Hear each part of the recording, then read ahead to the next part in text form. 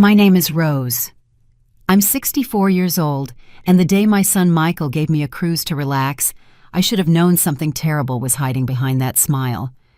But when I went back home because I'd forgotten my blood pressure medication, I heard Michael talking on the phone with his wife Linda.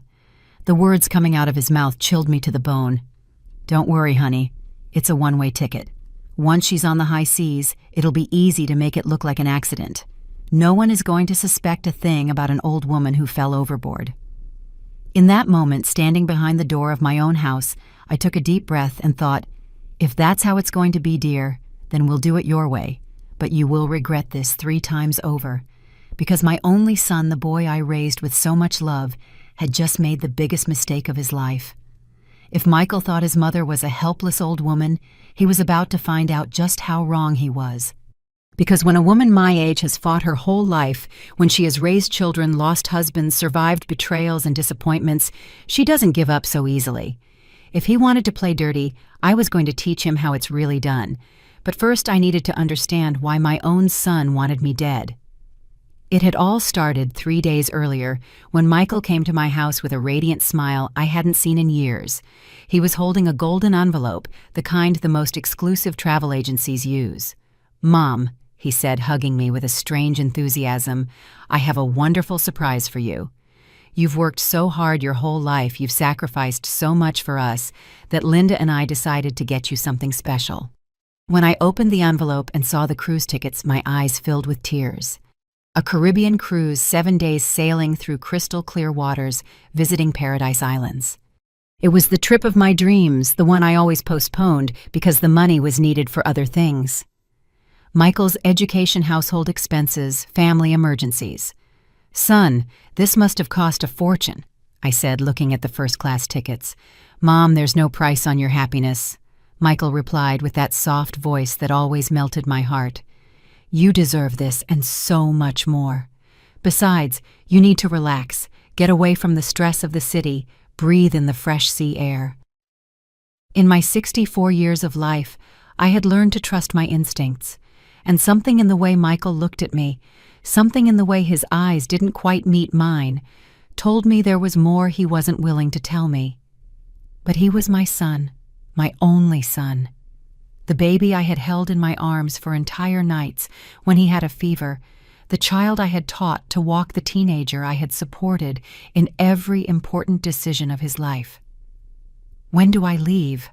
I asked, faking an excitement I no longer fully felt. "The day after tomorrow. Mom, everything is already arranged. You just have to get to the port with your luggage. Linda took care of all the details." That night, as I packed my suitcase, I couldn't shake a strange feeling. Michael had been very distant in recent months, visiting less, barely calling. And suddenly, this generous, unexpected gift. I decided it was my old age paranoia making me doubt my son's good intentions. After all, maybe he had really realized how much I had sacrificed for him and finally wanted to return some of that generosity. The day of departure, I got up early, finished packing my things, and when I was ready to leave, I realized I had forgotten my blood pressure pills in the bathroom medicine cabinet. I went back home, opened the door quietly so as not to make a noise, and that's when I heard Michael's voice talking on the phone in the living room. "Yes, Linda, she's already on her way to the port. No, she doesn't suspect a thing. The plan is going perfectly." His voice sounded cold, calculating, completely different from the loving voice he had used with me. I stood motionless behind the door, feeling as if the floor was opening up beneath my feet. "Mom's life insurance is for $200,000, Michael continued. "And with the inheritance from the house, that'll be at least another $300,000, enough to pay off all my debts and start over." My heart stopped. My own son was talking about my death as if it were a business deal, a cold, calculated transaction. "Don't worry, honey. A woman her age on the high seas, these things happen. No one is going to ask uncomfortable questions, and we will be the perfect mourners, the children devastated by the loss." Tears streamed down my cheeks, but not from sadness. It was a mix of rage, disappointment, and a determination I hadn't felt in years. In that moment, I understood I had raised a monster, and if I wanted to survive, I would have to be smarter than him. I left my house in silence, pretending I hadn't heard anything, but my mind was already working at full speed. I had to get to the port. I had to get on that ship, but now I knew that every step I took brought me closer to danger. During the entire taxi ride, watching the streets of my city pass by the window, I couldn't stop thinking about how I had gotten to this point. Rose Miller had dedicated my entire life to being the perfect mother. I married young at 20 to Michael's father. I worked as a secretary in a small office for 15 years, saving every penny I earned to give my family the best possible life. When my husband died in a car accident, Michael was just 12, and I decided my only priority in life would be to make sure he had everything he needed. I quit my job to take care of him full-time. I sold my car, pawned my jewelry, used all my savings to pay for the most expensive university in the city. While other mothers my age went out with friends, traveled, treated themselves, I stayed home sewing clothes to sell for extra money for Michael's expenses. I never complained. I never demanded anything from him. I thought I was raising a good man, someone who would value everything his mother had done for him. How foolish I was. When Michael married Linda 5 years ago, I was so happy. I thought I would finally have the family I had always dreamed of, that I would have a daughter-in-law, grandchildren, family gatherings full of love. But Linda never liked me. From the first day I saw in her eyes that contempt some women feel for their mothers-in-law, as if I were a nuisance in their perfect marriage. And Michael, my dear Michael, began to change. The visits became less frequent, the calls shorter, the excuses more elaborate. When I asked him about his work, he gave me vague answers. When I asked him about his plans, he changed the subject. Now, sitting in the back of that taxi, I understood that the signs were everywhere, and I had chosen to ignore them. Like that time 6 months ago when I arrived at his house unannounced and found Michael arguing heatedly on the phone about money. He got nervous when he saw me, hung up quickly, and told me it was a minor problem at work. Or the time I heard Linda telling a friend that she wished I didn't live so close to them, that they needed their space. When I mentioned this to Michael, he said I had misunderstood, that Linda loved me very much, but that sometimes women said things they didn't really mean. I always found excuses to defend them, to justify their behavior, to convince myself that my imagination was playing tricks on me. But now, with the truth hitting me like a slap in the face, I understood that my son had been planning this for a long time. It wasn't an impulsive decision. It was a calculated, thought-out plan crafted with the coldness of a professional killer. The taxi stopped in front of the port. The cruise ship was imposing, a 12-story white giant rising into the sky like a floating building. There were hundreds of people boarding with their suitcases, entire families excited for their vacation, couples taking pictures, children running around. All of them were going to enjoy 7 wonderful days at sea. I, according to my son's plan, was not going to return alive.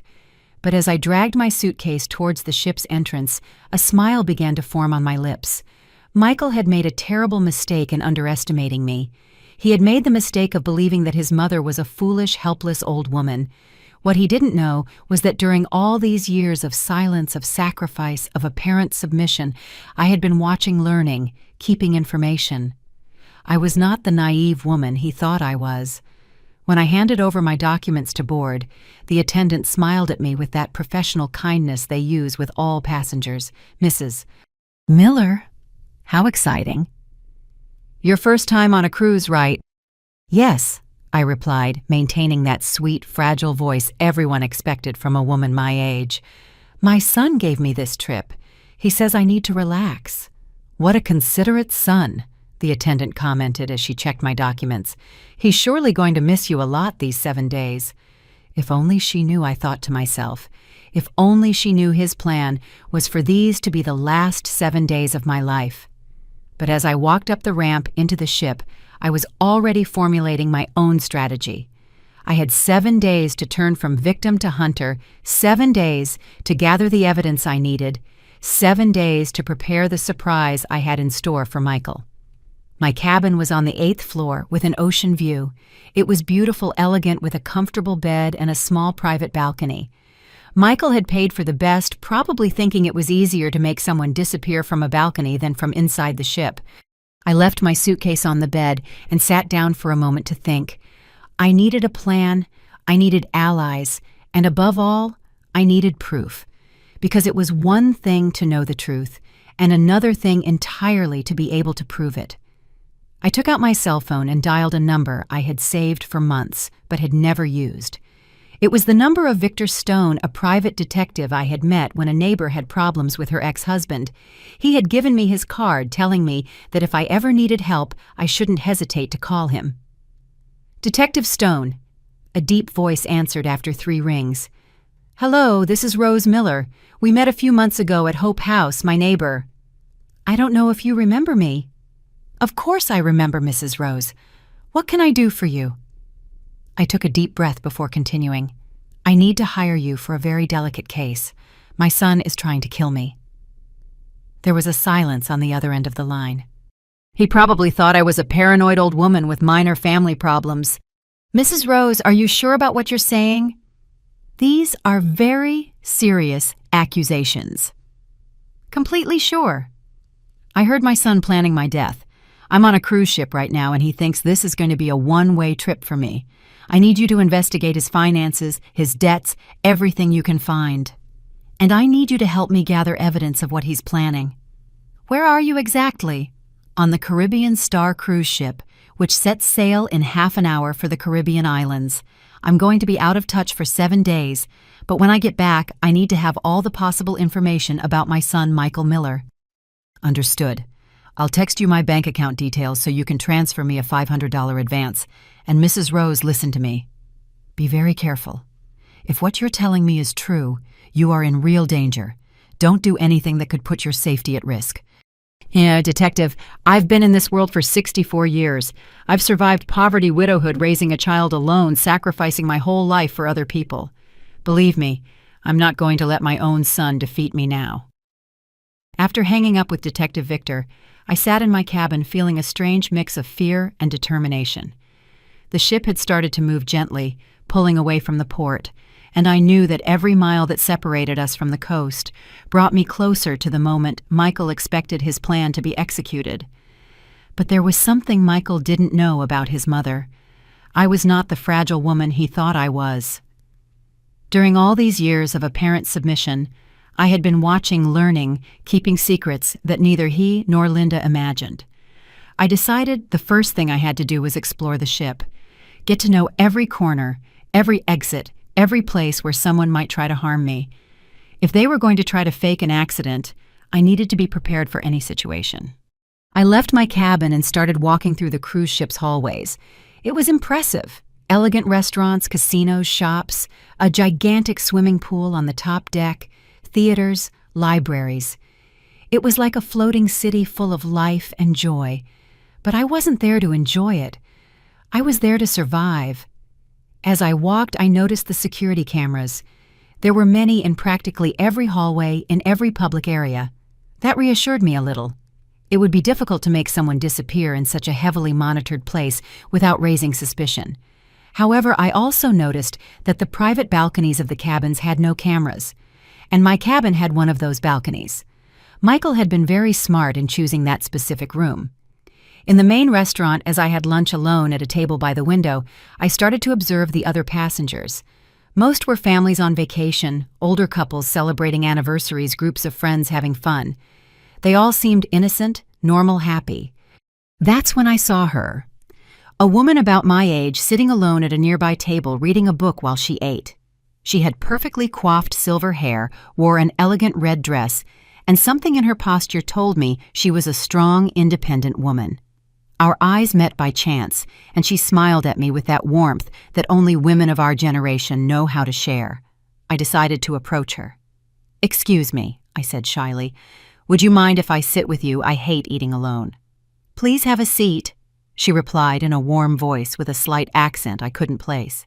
"I'm Carol Baker from Miami, and you?" "Rose Miller from Chicago." "A pleasure to meet you, Carol." As we talked over lunch, I discovered that Carol had a story similar to mine in many ways. She was a widow, had raised a child alone, had worked her whole life, and now for the first time in decades was doing something just for herself. "My children insisted so much that I take this vacation," she told me as she drank her coffee. "They said it was about time I relaxed, that I enjoyed life. At first I resisted, but finally I gave in." "Just like me," I replied, feeling an immediate connection with this woman. My son Michael gave me this cruise. He says I need to get away from the stress of the city. Something in the way Carol looked at me made me feel I could trust her.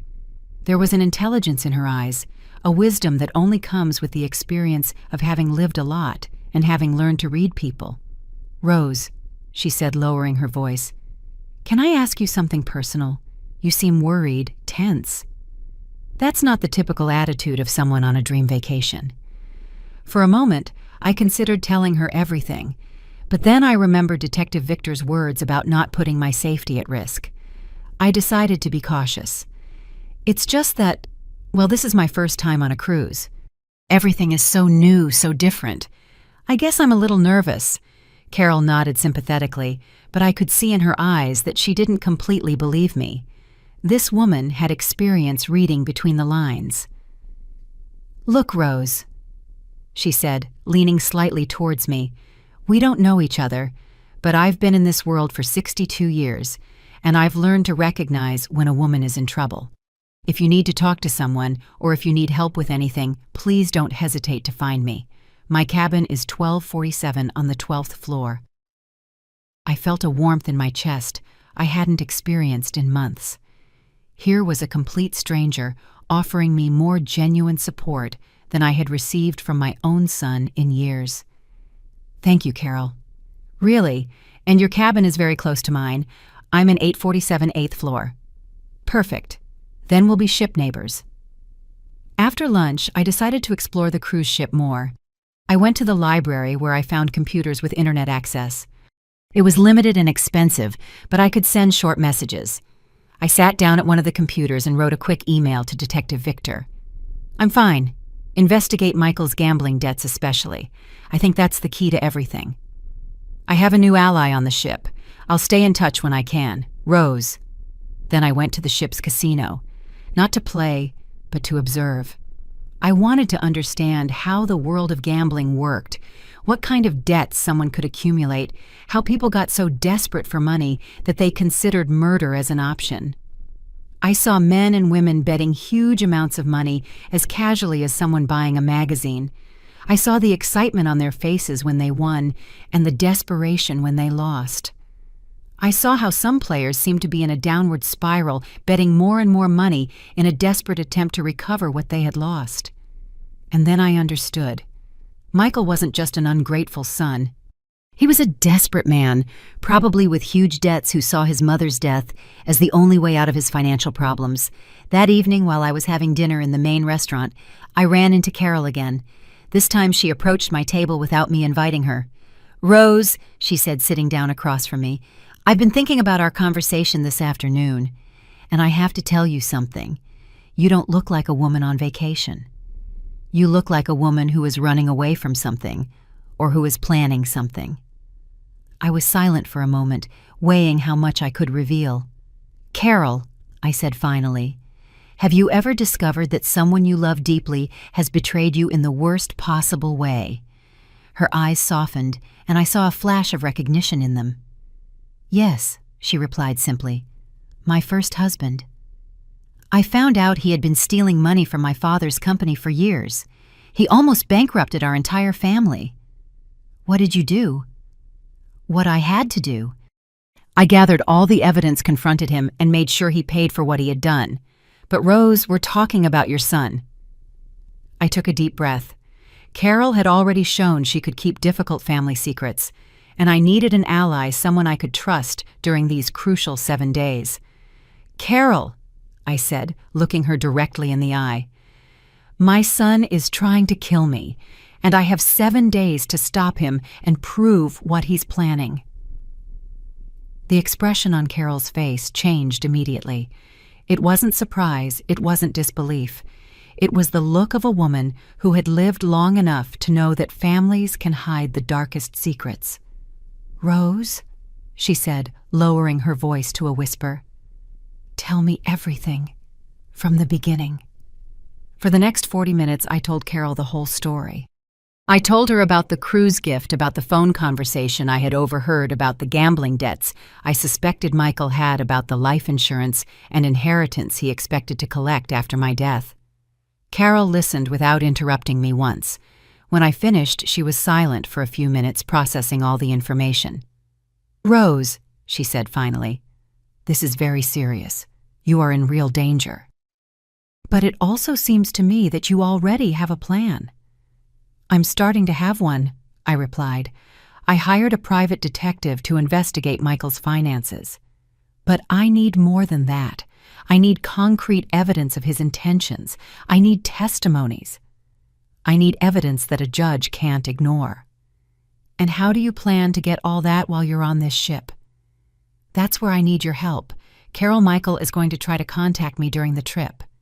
He's going to call me, send me messages pretending to be the concerned son. Each of those conversations is going to be an opportunity for him to betray himself." Carol nodded slowly, beginning to understand where my plan was going. "You want to record him?" she said. "Exactly. But I can't do it alone. I need witnesses. I need someone who can confirm what I'm documenting. Someone with no emotional connection to Michael. Someone credible." "Count on me," Carol replied without hesitation. "But Rose, there's something else we need to consider. If Michael is really planning to fake an accident on this ship, it's possible that someone else is involved, someone on the cruise who is working with him." That possibility hadn't occurred to me, and it sent a chill down my spine. "Do you think Michael could have bribed someone from the ship's staff?" "It's possible. Or he could have hired someone to pose as a passenger. Rose, you need to be very alert for the next few days. Don't trust anyone except me. Don't accept drinks from strangers. Don't be alone in isolated places, especially on your balcony." I had already thought about the balcony. "It's too convenient, too private." "Exactly. Look, I have a proposal. Why don't you spend the nights in my cabin? I have a suite with a sofa bed. That way we'll be together, and if someone comes looking for you in your room, they won't find you." Carol's generosity moved me deeply. This woman who I had met only a few hours before was willing to risk her own safety to help me. "Carol, I can't ask you to do that." "If Michael really has someone on this ship—" "Rose," she interrupted firmly, "I'm 62 years old. I've raised 4 children. I've buried 2 husbands. I've run my own company for 30 years. I'm not afraid of a spoiled brat who wants to kill his mother for money. Besides," she added with a mischievous smile, "it's been a long time since I had an exciting adventure." That night after dinner, Carol helped me move some of my essential things to her cabin. It was much larger than mine, with a living room separate from the bedroom and a wider balcony. But most importantly, it had 2 beds which allowed us to watch over each other.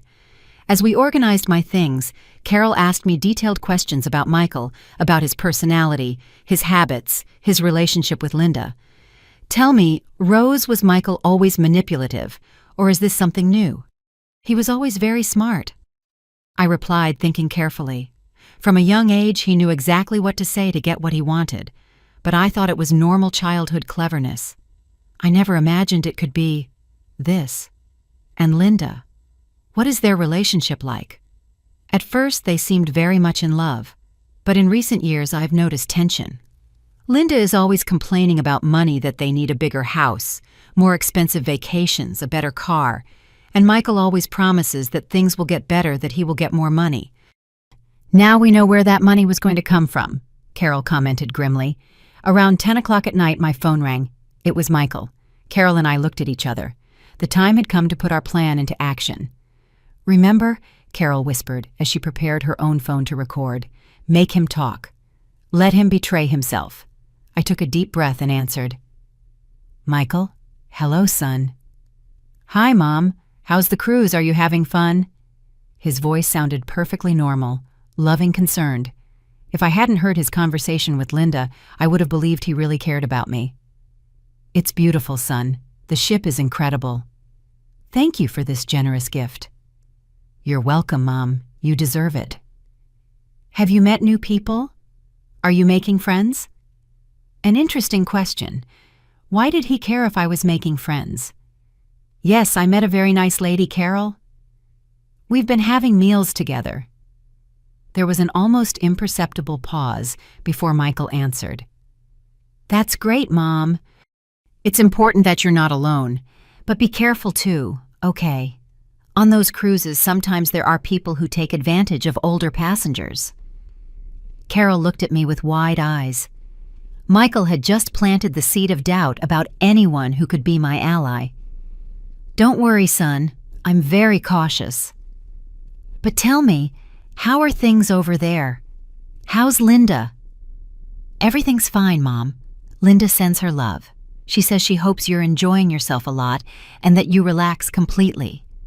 How sweet of her. Michael, can I ask you something? Of course, Mom, anything. Why did you decide to give me this trip right now? I mean, it was so sudden, so unexpected. Another pause, this time longer. Well, Linda and I have been talking a lot about you lately. We realized that you look very tired, very stressed. And we thought you needed a break to get away from it all for a while. Get away from it all, I repeated, looking at Carol, who was taking notes of every word. Yes, Mom. Sometimes you need to completely disconnect from the routine, don't you think? I guess so. Michael, can I confess something to you? Of course, Mom. At first I felt a little guilty for accepting such an expensive gift. It must have cost you a lot of money. Mom, please don't worry about that. Money is not an issue. Besides, it's an investment in your well-being, and that's priceless. Carol wrote on a piece of paper and showed it to me. Ask him about the return. Michael, a silly question. Do you have a copy of my return tickets? Because I checked my documents and I only find the one-way ticket. The silence that followed was deafening. It lasted so long that for a moment I thought the call had been disconnected. Michael, are you there? Yes, Mom. Sorry, Linda was telling me something about the tickets. Don't worry, the travel agency has everything organized. You just have to enjoy the trip and we'll take care of the details. But Michael, I want to be sure I'll be able to get back. Could you check with the agency tomorrow and confirm for me? Mom, please trust me. Everything is perfectly organized. You have nothing to worry about. Just relax and enjoy. That's the point of the trip. Okay, son. I trust you completely. Perfect, Mom. I love you very much. Sweet dreams. I love you too. Michael, good night. When I hung up, Carol and I were silent for a few minutes, processing what we had just heard.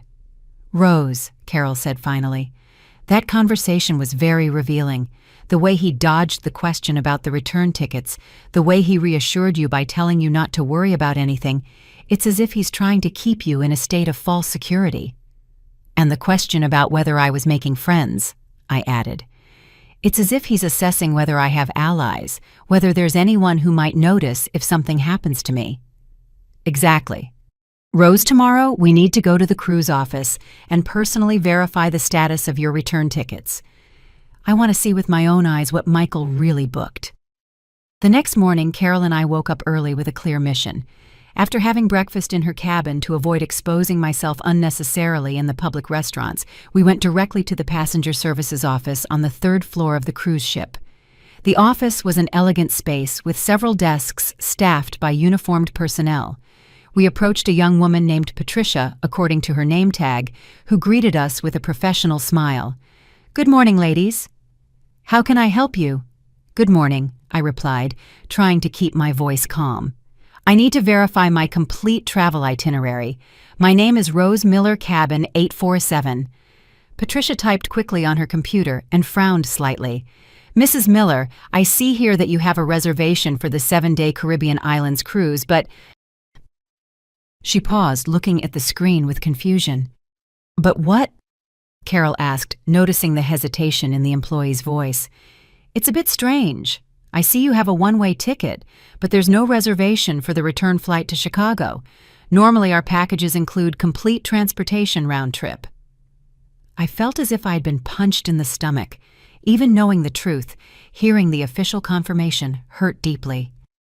What does that mean exactly? Carol asked, pretending to be as confused as I was. Well, it means that when the cruise ends in 7 days, Mrs. Miller has no way to get home. It could be a system error, or maybe whoever bought the package planned to add the return flight later. Who bought this package? I asked, although I already knew the answer. Patricia checked the information again. It says here it was purchased by Michael Miller with a credit card in his name. He's a relative of yours." "He's my son," I replied, feeling a mix of sadness and anger. "Oh, well then, he'll surely take care of buying your return ticket. But Mrs. Miller, I recommend that you contact him soon because flights from the Caribbean islands to Chicago tend to fill up quickly, especially at this time of year." Carol and I looked at each other meaningfully. "Patricia," Carol intervened, "would it be possible for Mrs. Miller to buy her return ticket right now to be sure she'll have a seat?" "Of course. Let me check the availability." Patricia typed for several minutes. "I have availability on a flight that leaves Sunday at 3 in the afternoon, the day the cruise ends. The cost would be $750. "I'll take it," I said immediately, taking out my credit card. While Patricia was processing the purchase, Carol whispered in my ear, "Rose, we've just gotten our first piece of evidence. Michael deliberately didn't buy your return ticket. That shows premeditated intent." "Get him, Sam." Tss. When we finished at the office, we decided to walk along the ship's deck to talk in private. The day was beautiful with a bright sun and a gentle breeze, but I couldn't enjoy anything knowing what I knew. "Carol," I said as we walked along the railing, "every piece of evidence we find hurts me more. It's like discovering over and over again that my own son wants me dead. I know, Rose, but every piece of evidence we find also protects you more. Look at what we just achieved.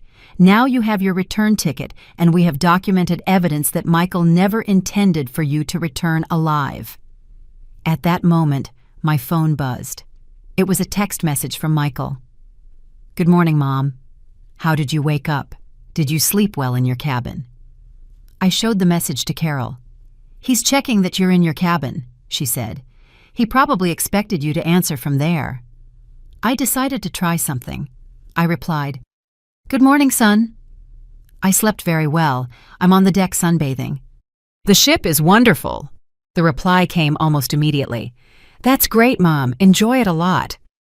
"Have you explored the whole ship yet?" Another strange question. Why did he care how much I had explored the ship? Not all of it yet. "It's very big. Yesterday I checked out the restaurants and the casino. Today I want to see the pool and maybe the spa." "Perfect, Mom. Just be careful near the railings. I've read that sometimes people get dizzy with the ship's movement and can lose their balance." Carol read the message over my shoulder, and her face turned pale. "Rose," she whispered, "he just suggested how you're going to die. An accident near the railings." "I know," I replied, feeling a chill despite the heat of the sun.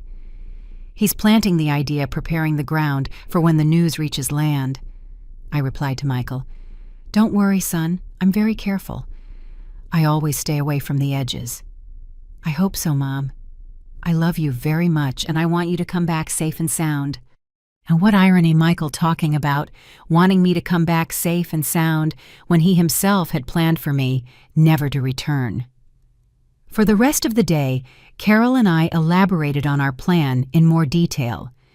We decided we needed more evidence, more recordings, more proof of Michael's true intentions. We also determined that it was crucial to identify if there was anyone else on the ship working with him. Carol suggested we pay attention to any cruise employee who showed special interest in me or any passenger who seemed to be watching me. That afternoon, while we were at the pool, I noticed that a man of about 40 was watching us from the bar. He was wearing a green shirt and long pants, which was strange for being by a pool. Every time I looked at him, he quickly looked away. "Carol," I whispered, "the man at the bar, the one in the green shirt. Have you noticed he's watching us?" Carol turned discreetly to look at him. "Yes, I see him." "And you're right, his behavior is suspicious. Let's do a test." Carol got up and walked to the other side of the pool as if she were going to the restroom. I stayed where I was watching the man. Sure enough, his eyes followed me the whole time, completely ignoring Carol. When Carol returned, she confirmed what I already knew. "Rose, that man is definitely watching you specifically. When I walked away, he paid no attention to me. His eyes were fixed on you." "What do we do?" "We're going to be very smart. Get up and walk towards the elevator. I'm going to stay here and watch if he follows you." I did exactly as Carol suggested. I got up, gathered my things slowly, and walked towards the elevator. When the doors opened, I looked back discreetly. The man in the green shirt had gotten up from his seat at the bar and was walking in my direction. I quickly got into the elevator and pressed the button for the 12th floor where Carol's cabin was. When the doors closed, I felt a temporary relief, but also a terrifying confirmation. Michael definitely had someone watching me on the ship. 15 minutes later, Carol arrived at the cabin. "Rose, you're right. That man followed you to the elevator. When he saw that you had gone up, he also took the next elevator. It's definitely suspicious." "What do we do now if Michael has someone here? I'm in real danger." "We're going to be smarter than them," Carol replied with determination. "Tomorrow we're going to confront that man, but safely. We're going to make him betray himself just like we're doing with Michael." That night, while we were having dinner in Carol's cabin, to avoid exposing ourselves in the public restaurants, my phone rang again. This time it was Linda. "Rose, how are you?" "It's Linda. How's the cruise?" It was the first time in months that Linda had called me directly. Her voice sounded forcedly cheerful. "Hello, Linda. What a surprise to hear from you. The cruise is beautiful. Thank you very much." "That's great, Rose. Michael told me you spoke yesterday and that you're very happy. That gives us a lot of peace of mind." Carol activated the recording on her phone. "Yes, I'm enjoying it a lot. Although I have a question. Linda, yesterday I went to the cruise office and they told me I don't have a return ticket. Do you know anything about that?" There was a long pause before Linda answered. "Oh, Rose, how strange. Michael took care of all the details. Maybe there was a system error. But don't worry, we'll take care of fixing it." "Are you sure? Because I already bought my own ticket to be safe." Another pause. "You already bought your return ticket. Rose, you didn't have to do that. We were going to take care of it." "It's just that I was a little scared of getting stranded in the Caribbean with no way to get home." Of course, I understand perfectly. Well, Rose, I'll let you get back to enjoying yourself. See you when you get back." "Linda, before you hang up, can I ask you something?" "Yes, tell me. Why did you decide to give me this trip right now? Michael told me you had been talking about me, but he didn't explain what specifically motivated you." "Well, it's just that lately we've noticed you're very tired, Rose. Very stressed. And we thought you needed a long break." "A long break?" "Yes, get away from it all for a while. Sometimes you need to completely disconnect from the daily routine." The same words Michael had used, as if they had rehearsed the answer. "I understand. Well, thank you very much for worrying about me." "You're welcome, Rose. Take good care of yourself and enjoy every moment." When I hung up, Carol and I looked at each other in silence. "Rose," Carol said finally, "that conversation was even more revealing than yesterday's with Michael. Linda is clearly involved in the plan, the way she got nervous when you told her you had already bought your return ticket. It's as if you ruined something they had planned." On the third day of the cruise, Carol and I decided it was time to confront the man in the green shirt who had been watching me, but we would do it intelligently, in a public place where we would be safe. After breakfast, we went down to the ship's casino. It was a perfect place, full of people with many security cameras and with cruise staff nearby at all times. Carol had come up with a brilliant plan. "Rose," she explained as we walked towards the casino, "I'm going to sit at a poker table near the entrance. You are going to sit alone at one of the slot machines. When that man appears, because I'm sure he will, you are going to act as if you are a little drunk, as if you had too much to drink at breakfast." "What for?" "So that he feels confident, so that he thinks you are vulnerable. Predators always attack when they believe their prey is weak. If he is really working with Michael, he will take that opportunity to approach you." The plan worked perfectly. I had only been playing the slot machines for 20 minutes, pretending to stagger slightly and talking to myself as if I were dizzy when I saw the man in the green shirt approaching. This time he was wearing a yellow shirt, but he was definitely the same person. Tall, black hair, about 40 years old, with a smile that tried to be friendly, but that gave me the chills. "Excuse me, ma'am," he said, approaching my machine. "Are you okay? You look a little tired." "Oh, yes," I replied, slurring my words slightly. I think I had too many mimosas at breakfast. This vacation is driving me crazy." He smiled, and I could see in his eyes that he had fallen into the trap. "It's your first time on a cruise?" he asked, sitting down at the machine next to mine. "Yes, my son gave me this trip. He says I need to relax." I gave him exactly the information I knew he wanted to hear. What a considerate son. And where is he now? Also on the cruise. No, he stayed in Chicago. This is just for me. A special gift to help me relax completely." The man nodded, and I saw how his eyes lit up with that information. "Well, then you have to make the most of it. Have you explored the whole ship yet?" "Almost all of it. Yesterday I was on the top deck watching the sunset.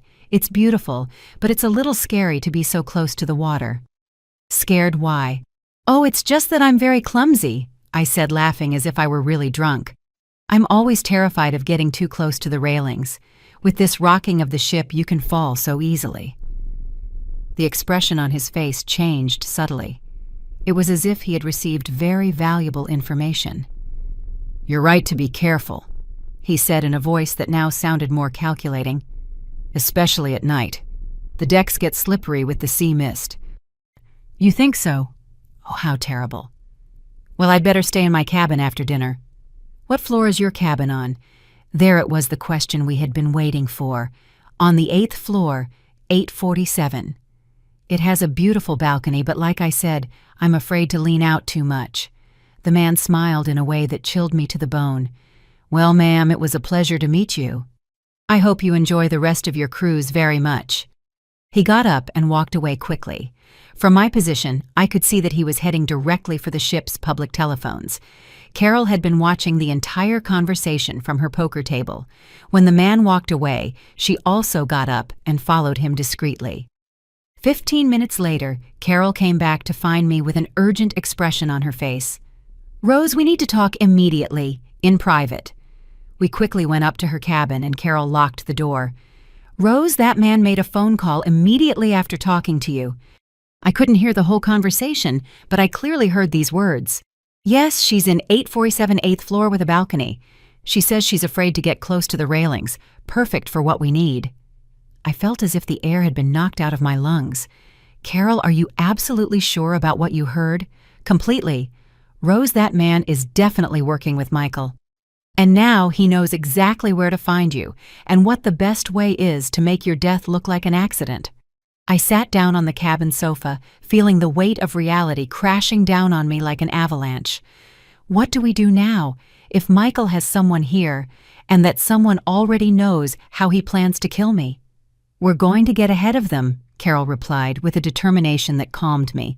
"Rose, you are not going to set foot in your cabin again for the rest of the trip. You are going to stay here with me where you are safe. But more importantly, we are going to set a trap." "What kind of trap?" "Tomorrow night is the captain's gala party. Everyone will be in the main hall until very late. That will be the perfect night for someone to try to break into your cabin or wait for you on your balcony. Carol, I'm not going to use my life as bait. You won't have to. But we are going to use that opportunity to catch that man in the act. We are going to alert the ship's security. We are going to set a trap, and we are going to get irrefutable evidence of what is happening." That afternoon, as we planned our strategy, my phone rang again. It was Michael, but this time his voice sounded different, more anxious. "Mom, how are you? Are you enjoying the cruise?" "Very well, son. Every day is a new adventure." "Are you still sleeping well in your cabin? Haven't you had any problems with noise or anything like that?" A very specific question, as if he were checking that I was still using my cabin. "No, son, I sleep perfectly. My cabin is very quiet." "That's good." "Mom, tomorrow is Thursday, right? Do you have any special plans?" "I think tomorrow is the captain's gala party. It's going to be very elegant." "Ah, yes, those parties are beautiful." "Are you going?" "Of course, I already have my green dress ready." "Perfect. Mom, enjoy it very much. What time does that party normally end?" Another very specific question. Michael was gathering information about my schedule. "I'm not sure. Probably late after midnight." "Well, when it's over, go straight to your cabin to rest. Don't wander around the decks at night. It can be dangerous." Carol was looking at me with wide eyes. Michael had just given me specific instructions to go directly to my cabin after the party, the exact place where someone would be waiting for me. "Don't worry, son. I'll go straight to my room after the party." "Perfect." "Mom, I love you very much. Sleep well." When I hung up, Carol and I were silent for several minutes. "Rose," she said finally, "that conversation confirms everything. Michael knows exactly when the attack is going to be. He probably told that man himself that tomorrow night, after the gala party, you will be alone in your cabin." "Carol, I'm scared. This plan is becoming very real, very dangerous." "I know, Rose, but we are also very close to having all the proof we need. One more night, and we will have enough evidence to send Michael to prison for the rest of his life." That night, I couldn't sleep. Every noise in the hallway startled me. Every movement of the ship reminded me of how vulnerable I was in the middle of the ocean. But I also felt something I hadn't felt in years, an inner strength, a fierce determination not to be defeated. Michael had completely underestimated his mother. He had made the mistake of believing that I was a helpless old woman who would give up easily. Tomorrow night, he was going to find out just how wrong he was. On Thursday morning, Carol and I set in motion the most crucial part of our plan. We had to contact the ship's security without alerting the man who was watching me, and we needed to do it in a way that they would take us seriously. Carol suggested we go directly to Captain James Harrison. As a former businesswoman, she knew that going directly to the highest authority was the best way to ensure we were heard. "Rose," she explained, as we prepared, "cruise ship captains are trained to handle all sorts of situations. Kidnappings, robberies, murder attempts. He will know exactly what to do." At 9 in the morning, we presented ourselves at the captain's office. He was a man of about 50 with gray hair and a presence that immediately inspired respect and confidence. "Ladies, I'm Captain James Harrison. How can I help you?" Carol took the initiative. "Captain, we have a very serious situation to report. Mrs. Rose Miller is being watched by a suspicious man, and we have reason to believe her life is in danger." The captain invited us to sit down and listened attentively as we told him the whole story. We showed him the recordings of the phone conversations with Michael and Linda, explained the issue of the one-way tickets, and described in detail the man who had been following me. "Mrs. Miller," the captain said when we finished, "this is extremely serious. If what you are telling me is true, we are talking about a premeditated murder attempt on my ship." "Captain," I replied, "I understand it sounds incredible, but every piece of evidence we've gathered points to the same conclusion." "It doesn't sound incredible at all," the captain replied gravely. "I've been sailing for 20 years, and I've seen it all. Greed can lead people to do unimaginable things, even to their own family members." Carol leaned forward. "Captain, we have a plan to catch this man in the act tonight during the gala party, but we need your help and the cooperation of your security team." The captain listened to our plan in detail. It was risky, but smart. I would attend the gala party as planned, but instead of going to my cabin afterwards, I would stay hidden with Carol. Meanwhile, the ship's security would monitor my cabin and the surrounding area to catch the suspicious man if he tried anything. "It's a good plan," the captain admitted, "but we're going to make some modifications to ensure your complete safety." He explained that they would install additional cameras near my cabin, that they would have security agents disguised as passengers in the nearby hallways, and that they would provide me with a panic device that I could activate from anywhere on the ship. "Mrs. Miller," the captain said before we left, "I want you to know that from this moment on, you are under the official protection of this ship. I will not allow anything to happen to you while you are under my responsibility." For the first time in days, I felt truly safe.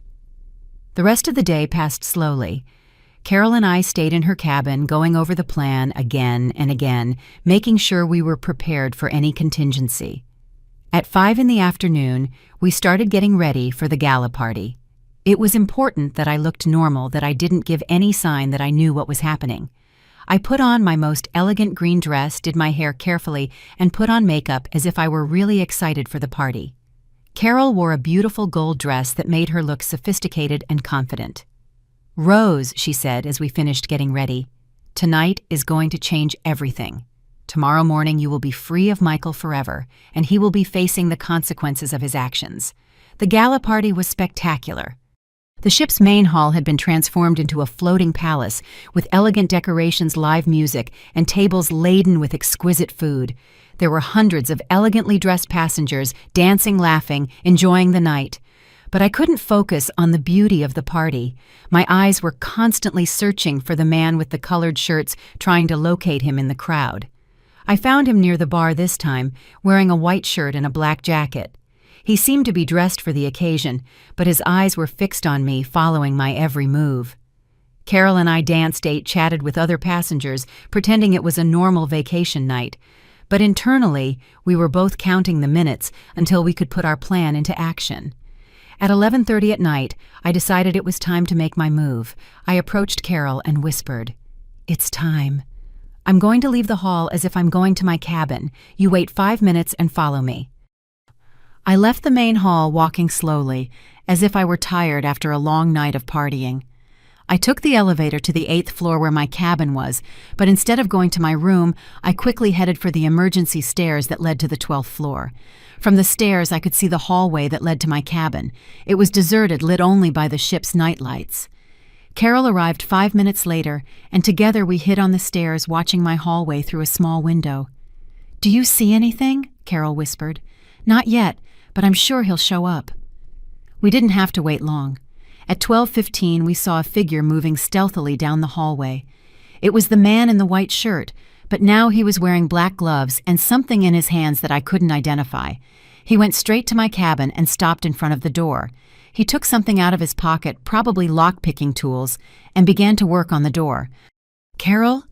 I whispered. "He's breaking into my cabin. We need to alert security now." Carol immediately activated the panic device the captain had given us. A small red light began to flash, sending a silent signal to the security team. The man managed to open my cabin door and went inside. From our position, we could see that he had a small flashlight and was inspecting the room. 3 minutes later, ship security agents began to appear in the hallway. They moved silently, surrounding my cabin from both directions. Suddenly, the man came out of my cabin and headed for the balcony. We continued to watch him through the hallway windows. He was inspecting the balcony railing as if he were planning exactly how to make my death look like an accident. That's when the ship's security acted. 3 agents entered the cabin, simultaneously surrounding the man before he could react. From our position on the stairs, we could hear the commotion as he was arrested. He was shouting, insisting that he had entered the cabin by mistake, that he had gotten the wrong room. But when they searched his pockets, they found a small vial of liquid lock-picking tools, and most incriminating of all, a cell phone with text messages from Michael. Carol and I went down to the 8th floor where Captain Javier was already supervising the situation. "Mrs. Miller," the captain said, "we caught your attacker. And we found some very interesting evidence." He showed me the man's phone. There were several messages from Michael with specific instructions. "Wait until after midnight. Make it look like she fell from the balcony by accident. Make sure there are no signs of a struggle." I felt a mix of relief and horror. Relief because I was alive and safe. Horror because I had the final confirmation that my own son had paid someone to murder me.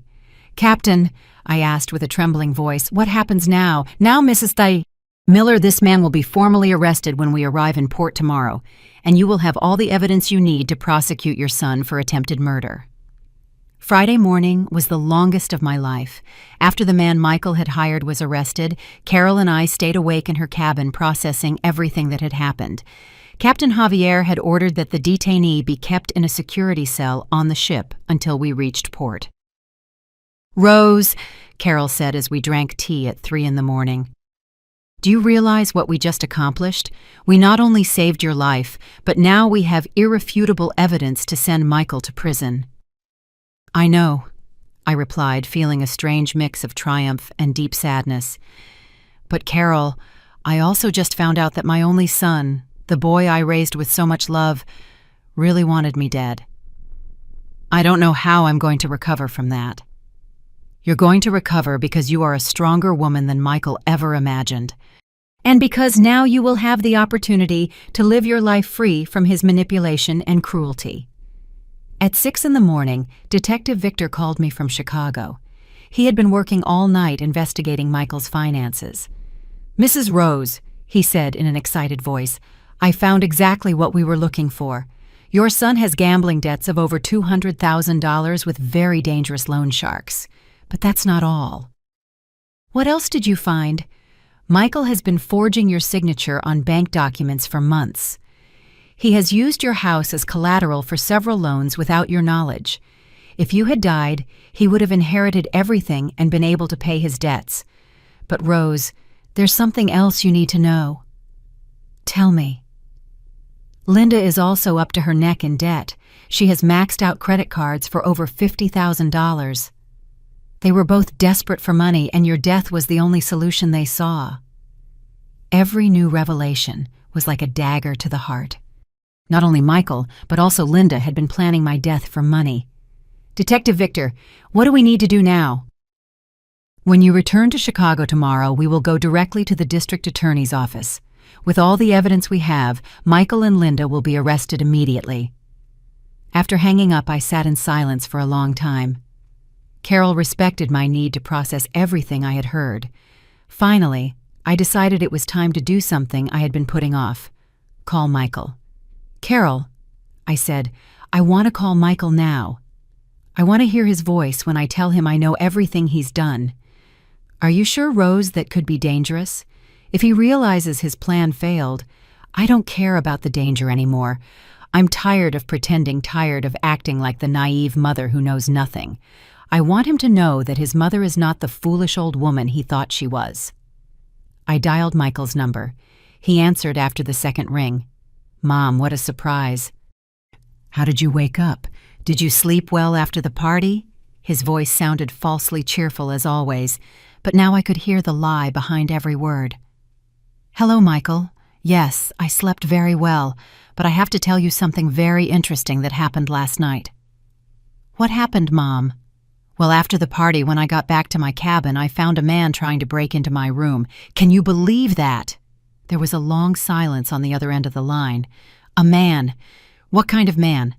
"A man about 40 years old. The ship's security arrested him. And you know what's the strangest thing, Michael?" "What, Mom?" "When they checked his phone, they found messages from you, messages where you gave him instructions on how to kill me and make it look like an accident." The silence that followed was deafening. It lasted so long I thought Michael had hung up. "Michael, are you still there?" "Mom," he said finally in a completely different voice, cold and calculating. "I don't know what you're talking about. That's impossible." "Is it impossible?" "Michael, I have recordings of all our phone conversations. I have evidence that you never bought my return ticket. I have proof that you hired a killer. And the detective I hired has evidence of all your gambling debts and the fraudulent loans you took out using my house." Another long silence. "You hired a detective? Mom, you've gone crazy." "No, Michael. I got smart. For the first time in my life, I stopped blindly trusting you and started using my brain." "Mom, I think the stress of the trip is getting to you. You're saying things that don't make sense." "They don't make sense." "Michael, your plan failed. The man you hired is arrested." "I am alive, and tomorrow when I return to Chicago, you are going to be arrested for attempted murder. Mom, you need to calm down. When you get home, we'll talk calmly. You're confused." "I'm not confused, Michael. I'm disappointed. I'm heartbroken.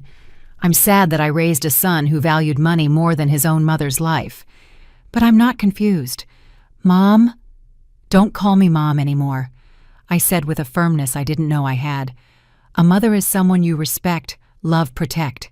You only saw me as an obstacle between you and my money. Listen to me carefully, Michael.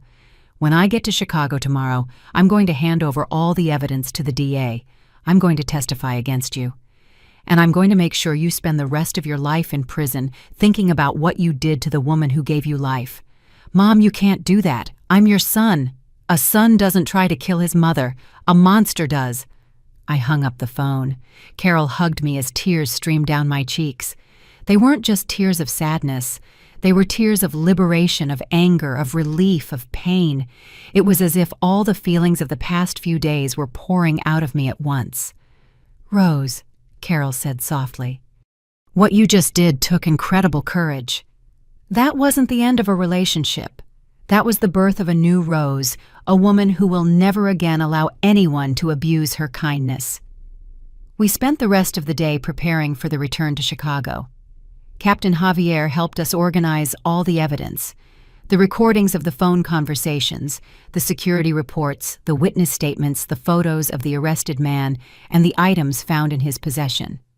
"Mrs. Miller, the captain said before dinner, "I want you to know that in my 20 years of sailing, I have never seen a woman show as much courage and determination as you did this week. Your son completely underestimated his mother." That night, my last night on the cruise, Carol and I had dinner in the main restaurant for the first time since the first day. I no longer had to hide. I no longer had to pretend. I no longer had to be afraid. "Carol," I said, as we toasted with champagne, "I don't know how to thank you for everything you've done for me. You saved my life. Rose, you saved your own life. I was just your partner in adventure. But I want you to know that this experience changed me too. It reminded me that women our age still have a lot to offer the world, a lot of strength to show." "What are you going to do when we get back to land?" "I'm going back to Miami, and I'm going to start living my life more fully." "And you? Rose, what are you going to do?" "I'm going to make sure Michael pays for what he did. And then I'm going to start living for myself for the first time in 64 years. On Saturday morning, when the cruise ship arrived at the port of Cozumel, I was no longer the same woman who had boarded that vessel 7 days earlier. I was Rose Miller, but a completely new version of myself, stronger, smarter, more determined than ever. Carol and I said goodbye at the port with tears in our eyes, but also with the promise to stay in touch forever. She had been more than a friend during those crucial days. She had been my sister, my ally, my savior. "Rose," she said, as we hugged for the last time, "remember that you are no longer the woman who sacrifices in silence. You are the woman who fights for her life and wins. Never forget that strength you discovered. I will never forget it, Carol. And I will never forget that when I needed someone most, you appeared like an angel in my life." My flight to Chicago left at 3 in the afternoon. I had enough time to call Detective Victor and confirm that everything was ready for what was coming. "Mrs. Rose," Victor said, when we spoke, "I have everything prepared. The moment you land, we are going directly to the DA's office. The prosecutor has already reviewed all the evidence I sent him and is ready to proceed with the arrest warrants." During the flight back to Chicago, I couldn't help but reflect on everything that had happened. A week ago, I was a 64-year-old woman who lived in silence, who had dedicated her entire life to pleasing others, who had allowed herself to be underestimated and ignored. But those 7 days on the cruise had transformed me completely. I had discovered that I had a strategic intelligence I had never used, a courage I had never shown, a determination I had never needed. When the plane landed in Chicago, Detective Victor was waiting for me at the airport. He was a man of about 50, tall, with gray hair, and a presence that immediately inspired confidence. "Mrs. Rose," he said, shaking my hand, "it's an honor to finally meet you. What you accomplished on that cruise was extraordinary." "Detective, I just did what I had to do to survive." "No, ma'am. You did much more than survive. You orchestrated your own son's downfall with a precision that even the most experienced detectives admire." We went directly to the prosecutor's office, where District Attorney Carlos Mendoza was waiting for us. He was a serious man, about 40 years old, who had meticulously reviewed all the evidence. "Mrs. Miller," the DA said after listening to my full testimony, "in my 15 years as a prosecutor, I have never seen a case so well documented by the victim herself. The recordings, the financial evidence, the testimonies from the cruise ship staff, it all forms a rock-solid case." "What happens now?" I asked. "Now we issue the arrest warrants for Michael Miller for attempted murder, criminal conspiracy, and financial fraud. For Linda Miller, for criminal conspiracy and complicity in attempted murder. They will both be arrested before the end of the day. 2 hours later, I was sitting in my living room in my own home waiting. Detective Victor had insisted on staying with me until Michael and Linda were arrested, just in case they tried something desperate. At 6 in the evening, my phone rang. It was D.A. Mendoza. "Mrs. Miller, I have news. Michael and Linda have been arrested. We found them at their house, apparently preparing to flee the country." They had packed suitcases and plane tickets to Argentina. I felt a mix of relief and deep sadness. Relief because I was finally completely safe. Sadness because of the final confirmation that my son really had wanted to kill me. What will happen to them now? They will be prosecuted by the justice system. With all the evidence we have, they will likely receive long prison sentences. Michael is facing charges that could lead to 20 years in prison. Linda, as an accomplice, is facing up to 10 years. That night, alone in my house for the first time in a week, I sat in my favorite armchair and reflected on everything that had changed in my life. I no longer had to live in fear of my own son. I no longer had to pretend I didn't know how cruel he was. I no longer had to sacrifice my well-being for someone who didn't value me. But more importantly, I had discovered something about myself that I had never known. I was capable of fighting for my own life and winning. The following months were a whirlwind of legal proceedings. I had to testify at the trial, face Michael in court, relive all the details of his betrayal. It was painful, but it was also liberating. During the trial, Michael tried to act like the repentant son, like the man who had made a terrible mistake, but who really loved his mother. But the evidence was overwhelming. The recordings, the text messages, the testimony of the man he had hired to kill me, the financial evidence. It all painted a picture of a man who had coldly planned his own mother's murder. The day the sentence was handed down, Michael was sentenced to 18 years in prison. Linda received 8 years. When I heard the verdict, I didn't feel joy, but I did feel justice. After the trial, I made important decisions about my life. I sold the house where I had lived for so many years, the house full of painful memories. With the money from the sale, I bought a small, comfortable apartment in a new area of the city. But the most important thing was what I did with my time and energy. I started volunteering at a help center for older women who had been victims of family abuse. My experience had taught me that many women my age suffered in silence, allowing their own family members to mistreat them because they believed they had no options. Ladies, I would tell the women who came to the center seeking help. I want to tell you the story of how my own son tried to kill me and how I managed not only to survive, but also to bring him to justice. Every time I told my story, I saw in the eyes of those women the same awakening I had experienced on the cruise. The understanding that they were not doomed to be victims, that they had more strength and resources than they imagined. Carol and I maintained our friendship through weekly phone calls and occasional visits.